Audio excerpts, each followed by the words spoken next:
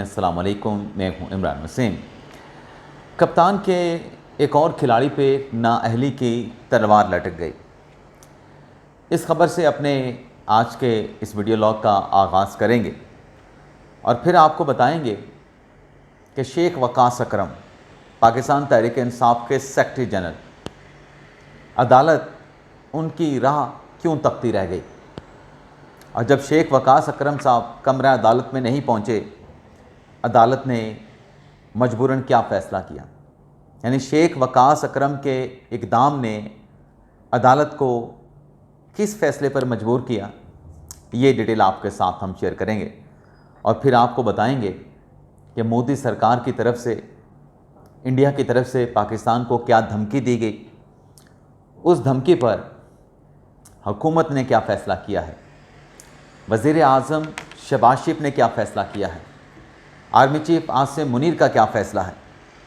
और कुछ और भी चंद छोटी छोटी अहम खबरें हैं, उनकी डिटेल भी प्रोग्राम के आखिर में आपकी खिदमत में पेश करेंगे। लेकिन प्रोग्राम का आगाज़ करने से पहले आपसे दरख्वास्त के चैनल को सब्सक्राइब कर लें, बेल आइकॉन का बटन प्रेस करें। वीडियो पसंद आए तो इसे लाइक और शेयर ज़रूर कीजिएगा। नाज़रीन, जिस वक्त मैं ये प्रोग्राम रिकॉर्ड कर रहा हूँ, आप जानते हैं कि आज 3 जून है और अडयाला जेल में तोशाखाना 2 केस की समाअत होना है। गुज़िश्ता समाअत पे बुशरा बीबी साहिबा कमरा अदालत में पेश नहीं हुई थी। 3 घंटे इंतज़ार किया गया। बुशरा बीबी साहिबा ने कहा कि चूँकि मेरी इमरान खान के साथ मुलाकात नहीं करवाई गई तो मैं एहतजाजन कमरा अदालत में हाज़िर नहीं होंगी। प्रोसिक्यूशन ने कहा था कि बुशरा बीबी साहिबा की ज़मानत आप कैंसिल करें, लेकिन अदालत ने आज के दिन तक बुशरा बीबी साहिबा को एक और मौका अदालत में हाज़िरी यकीनी बनाने का देते हुए समाअत को मुलतवी कर दिया था। तो आज अडयाला जेल में इस केस की समाअत होना है और जब हम ये प्रोग्राम रिकॉर्ड कर रहे हैं तो अडयाला जेल में इस केस की समाअत जारी है। तो इस अदालती कार्रवाई का अहवाल नेक्स्ट वीडियो लॉग में आपके साथ हम शेयर करेंगे। लेकिन जो कप्तान के खिलाड़ी हैं शेख इम्तियाज़ अली, जो कि पीपी 155 से यानी पंजाब सूबाई असम्बली की सीट से जीते, आज़ाद हैसियत में पीटीआई के वोट से और सुन्नी इत्तेहाद कौंसिल में शामिल हो गए। खान साहब के अहकामात थे कि सुन्नी इत्तेहाद कौंसिल में शामिल होना है। उनके ख़िलाफ़ नून लीग के जो कैंडिडेट थे इलेक्शन कमीशन में चले गए और शेख इम्तियाज़ अली पे इल्ज़ाम ये लगाया कि इनकी ड्यूल नेशनैलिटी है, ये पाकिस्तान के नेशनल भी हैं और कनाडा की नेशनैलिटी भी रखते हैं। तो इलेक्शन कमीशन ने शेख इम्तियाज़ के ख़िलाफ़ दायर की गई इस एप्लीकेशन के ऊपर समाअत की है और इस हेयरिंग में शेख इम्तियाज़ की तरफ से एडवोकेट लतीफ़ खोसा पेश हुए। लतीफ़ खोसा साहब ने इस समाअत में chief election commissioner Sikandar Sultan Raja, जो कि इस बेंच को हेड कर रहे हैं, उनको एक लेटर दिखाया और उस लेटर में ये लिखा गया है कि शेख इम्तियाज़ जो हैं वो माजी में कैनेडियन नेशनल थे, लेकिन 2022 में वो अपनी कैनेडियन नेशनैलिटी को तर्क कर चुके हैं। जब ये लेटर चीफ इलेक्शन कमिश्नर को दिखाया गया, इलेक्शन कमीशन के बेंच को दिखाया गया, तो फिर दरख्वास्त गुजार से पूछा गया कि ये तो नेशनैलिटी शेख इम्तियाज़ अली, जिस पे आप ड्यूअल नेशनैलिटी का इल्ज़ाम लगा के उनकी नाअहली मांग रहे हैं, ये तो तर्क कर चुके हैं। जिस पर नून लीग के रहनुमा के वकील ने कहा कि इनके पास जो कैनेडियन पासपोर्ट है वो 2027 तक का है। जब 2027 की मियाद वाले कैनेडियन पासपोर्ट की बात की तो इलेक्शन कमीशन ने नून लीग के वकील से कहा कि आप ऐसा करें, आप 2022 के बाद शेख इम्तियाज़ अली का कोई कनाडा के पासपोर्ट पे या किसी और जगह को कोई विज़िट दिखा दें, कोई ट्रैवल दिखा दें, तो फिर तो बात हो सकती है कि नेशनैलिटी तर्क करने के बावजूद भी वो कैनेडियन पासपोर्ट के ऊपर दुनिया का सफ़र कर रहे हैं। लेकिन अगर ऐसा नहीं है तो फिर आपकी ये दरख्वास्त गैर मौसर हो जाती है। जिस पर नून लीग के रहनुमा के वकील ने कहा कि आप हमें वक्त दे दें, एक तो इस लेटर का हमने जायज़ा लेना है, जो कैनेडियन नेशनैलिटी रिनंसिएट करने का जो सर्टिफिकेट आज अदालत में पेश किया गया है उसका जायज़ा लेना है। दूसरा, कैनेडियन पासपोर्ट पे इन्होंने सफ़र किया नहीं किया, इस हवाले से आइंदा समाअत पे अदालत को असिस्ट करेंगे। तो इलेक्शन कमीशन ने यह किया कि मोहलत मांगने पे जो केस की समाअत है उसे 4 जून तक मुलतवी कर दिया है, 24 जून तक मुलतवी कर दिया है। अब यही इलेक्शन कमीशन है जिसने तहरीक इंसाफ के जो कौमी असम्बली के अपोजिशन लीडर हैं उमर अयूब साहब, उनके खिलाफ जो स्पीकर कौमी असम्बली का रेफरेंस है नाअहली का कि उमर अयूब साहब ने असासे छुपाए, अपनी सरमायाकारी छुपाई, दुबई का अहकामात छुपाया, उस नाअहली रेफरेंस पर भी कल 4 जून को इलेक्शन कमीशन समाअत करने जा रहा है। पहले इब्तदाई समाअत होगी और नोटिस उमर अयूब साहब को हो चुका है, तो कल की समाअत बड़ी अहम है। इसके अलावा नाज़रीन, शेख वकास अकरम पाकिस्तान तहरीक इंसाफ के रहनुमा, जिन्होंने पीका एक्ट के तहत बनी जो JIT थी उसको चैलेंज किया था। आज सुबह के वीडियो लॉग में मैंने जो कर्टन रेजर इस समाअत के हवाले से आपकी खिदमत में पेश किया था, उसमें यह था कि जस्टिस इनाम अमीन मिनाज साहब ने इस केस की समाअत करना थी, तो उन्होंने इस केस की समाअत की, केस कॉल किया गया, लेकिन शेख वकास अकरम साहब कमरा अदालत में मौजूद नहीं थे, तो जज साहब ने केस को वेटिंग लिस्ट में रख लिया। कुछ देर के बाद जब लिस्ट जो थी अदालत की एग्जॉस्ट हो गई और केस सिर्फ शेख वकास अकरम साहब वाला रह गया, तो फिर केस कॉल किया गया। शेख वकास अकरम साहब फिर कमरा अदालत नहीं पहुँचे, तो उनकी हाज़िरी या अदम दस्तयाबी पे या केस की पैरवी ना करने पे जज साहब जो हैं इस्लामाबाद हाई कोर्ट के जस्टिस इनाम अमीन मिनहाज साहब, उन्होंने अदम पैरवी पर इस केस को खारिज कर दिया। यानी अदालत में आते तो केस चलता, और ये हम सुप्रीम कोर्ट में भी देखते हैं कि जब दरख्वास्त गुजार ना आए तो अदालत ऐसी दरख्वास्तों को अदम पैरवी पे परसू ना करने पे खारिज कर देती है। बाकी इस्लामाबाद हाई कोर्ट में जमात इस्लामी के साबिक सेनेटर मुश्ताक अहमद और उनकी अहलिया के ख़िलाफ़ जो सेक्शन 144 की खिलाफ वर्जी का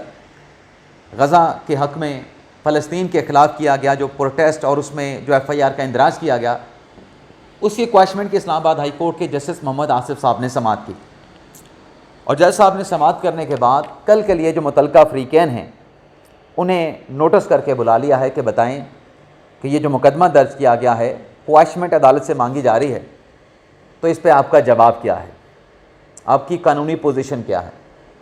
तो इस केस की समाअत कल तक मुलतवी कर दी गई है। अब नाज़रीन आ जाते हैं भारत की धमकी के मामले पे।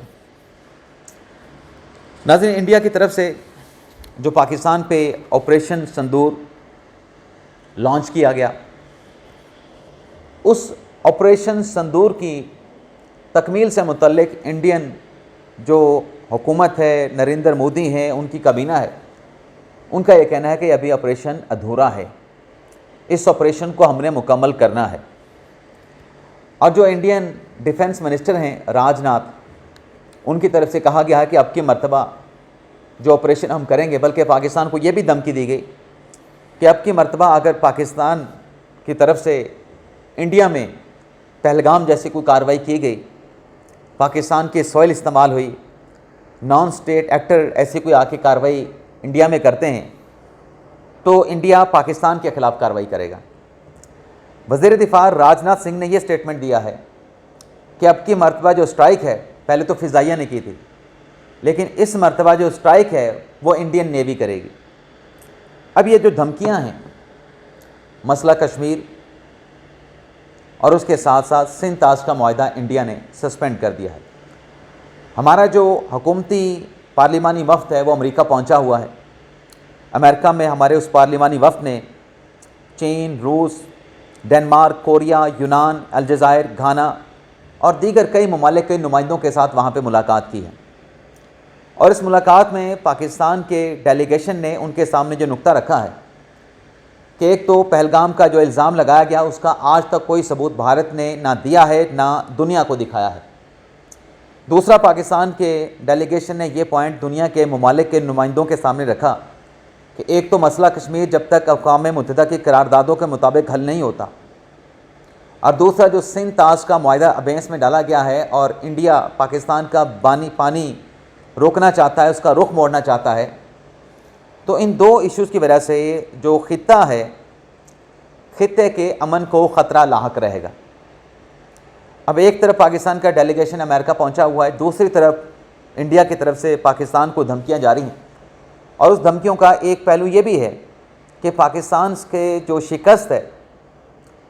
उस शिकस्त से जो शर्मिंदगी, जो इंसल्ट हुई है, उसका जो लेवल है, जो टेम्परेचर है, उसको नीचे लाने के लिए इस किस्म के बयानात भी हो सकते हैं, लेकिन कोई बईद नहीं है। मोदी सरकार, उनकी अफवाज से कोई बईद नहीं कि फिर वो कोई गलती, कोई नालायकी या इस किस्म का एडवेंचर ना करें। जो पाकिस्तान पे इल्ज़ाम लगाया जा रहा था कि पाकिस्तान ने जो इंडिया के ऊपर स्ट्राइक किया, काउंटर अटैक किया, इसमें बैरूनी जो मदद थी वो पाकिस्तान को हासिल थी। तो पाकिस्तान के जो चेयरमैन चीफ ऑफ स्टाफ हैं जनरल शहर शमशाद मिर्ज़ा साहब, उन्होंने क्लियर कर दिया है कि इंडिया के ख़िलाफ़ हमने 96 आज जो जंग लड़ी है, पाकिस्तान ने अपने वसाइल के साथ लड़ी है और पाकिस्तान को किसी बैरूनी मदद हासिल नहीं थी। ये जो नाज़रीन रडार सिस्टम है पाकिस्तान का डिफेंस सिस्टम है, जिस तरीके से इंडिया की जो जंगी जो वेपन्स थे उनको जैम किया गया, हैक किया गया, ये पाकिस्तान की अपनी टेक्नोलॉजी थी, ये पाकिस्तान का अपना जंगी हथियार था जिसको इस्तेमाल किया गया, अपनी एक इन्वेंशन थी। लेकिन ये इन्वेंशन अपनी जगह पे जो इंडियन सरकार की तरफ से धमकियां दी जा रही हैं, ख़ास तौर पे मौजूदा हालात में पाकिस्तान का पानी रोकना, पाकिस्तान के पानी का रुख मोड़ना, तो उस पर वज़ीर आज़म आर्मी चीफ़ में जो इत्तफ़ाक़ हुआ कि पाकिस्तान के जो आबी ज़ख़ायर हैं, उन आबी ज़ख़ायर को बढ़ाना है और जो आबी ज़ख़ायर हमारे ज़ेर तामीर हैं उनकी जो तकमील है उसको जल्द अज जल्द जो है वो मुमकिन बनाना है। तो उसके बाद नाज़रीन जो इत्तफ़ाक़ वज़ीर आज़म, आर्मी चीफ़ और दीगर मुतल्लिक़ा स्टेक होल्डर्स में हुआ, वज़ीर आज़म शहबाज शरीफ की ज़ेर सदारत एक अहम इजलास हुआ है जिसमें यह फ़ैसला किया गया है कि जो दियामीर भाषा डैम है GB में, गिलगित बल्तिस्तान में, और जो मोहम्मद डैम है पाकिस्तान में, पानी के ज़ख़ायर को यकीनी बनाने के लिए इन डैमों की जो तामीर है, ना सिर्फ इसको बर वक्त मुकम्मल किया जाएगा बल्कि इसके साथ साथ नए पानी के जो ज़ख़ायर हैं, यानी नए जो डैम है वो भी तामीर किए जाएंगे। और वज़ीर आज़म की तरफ से ये अहकामात जारी किए गए हैं कि पाकिस्तान की जो मईशत है उसका इन्हिसार पानी पर है, सस्ती बिजली पर है और ज़राअत पे है। अब जब डैम बनेंगे तो उससे बिजली भी पैदा होगी, पानी से जो ज़राअत का रकबा है वो ज़ेर आब आएगा, उसको काश किया जाएगा। तो एक तरफ भारत की धमकी है जिसके लिए पाकिस्तान इंटरनेशनल सतह के ऊपर कोशिशें कर रहा है कि भारत ने हरकत की तो दोबारा से जंग छिड़ सकती है, ख़ित्ते का अमन जो है ख़राब हो सकता है। दूसरी तरफ इंडियन थ्रेट्स के रोशनी में पाकिस्तान अपने जो आबी ज़ख़ायर हैं उसको बढ़ाना और जो आबी ज़ख़ायर की तामील चल रही है उसकी जल्द तकमील का हुकूमत की तरफ से फ़ैसला किया गया है। बाकी जो इंडियन की प्रॉक्सीज़ हैं, फितना अल हिंदुस्तान, फितना खारिज, उनके ख़िलाफ़ सिक्योरिटी फोर्सेस ने बलूचिस्तान में कार्रवाई करके 7 जो दहशतगर्द थे उन्हें जहन्नम वासिल कर दिया है। और इसके साथ साथ खैबर पख्तूनख्वा में भी इंटेलिजेंस ऑपरेशन जो है वो जारी है। और एक इतलात के मुताबिक अभी सिक्योरिटी जो ज़राए हैं ISPR की कंफर्मेशन नहीं आई, लेकिन इतलात ये आ रही हैं कि 15 खारजी जो है वो खैबर पख्तूनख्वा में भी उनको भी जहन्नम वासिल किया गया है। बाकी रात के नाज़रीन एक वाक़या पेश आया था कि जो कराची में मलिर जेल थी, उस जेल को तोड़ के कोई 216 कैदी जो है वो फ़रार हो गए थे। और उसकी वजह बना है जो पिछले 2 दिन से ज़लज़ले के झटके महसूस किए जा रहे थे, ग़ालिबन 12-13 झटके कराची वालों ने महसूस किए, तो उन कैदियों को अंदर बैरक्स में रखने के बजाय बाहर ला के बिठाया गया था। लेकिन वो कैदी मुश्तिल हो गए, पुलिस वालों के साथ झगड़ा किया, उनसे गनें छीनी, उनकी बंदूकें छीनी और फिर फायरिंग करते हुए जो वहाँ से फ़रार हुए 216 कैदी, अब तक के इतलात के मुताबिक उनमें से जो 78 कैदी हैं उनको दोबारा से अरेस्ट कर लिया गया है और 138 जो कैदी हैं अभी तक एट लार्ज हैं। तो ये नाज़रीन आज का हमारा वीडियो लॉग, आपसे इजाज़त चाहते हैं। अल्लाह ताला हम सब का हामी नासिर हो। अपनी दुआ में याद रखिएगा। अल्लाह हाफ़िज़।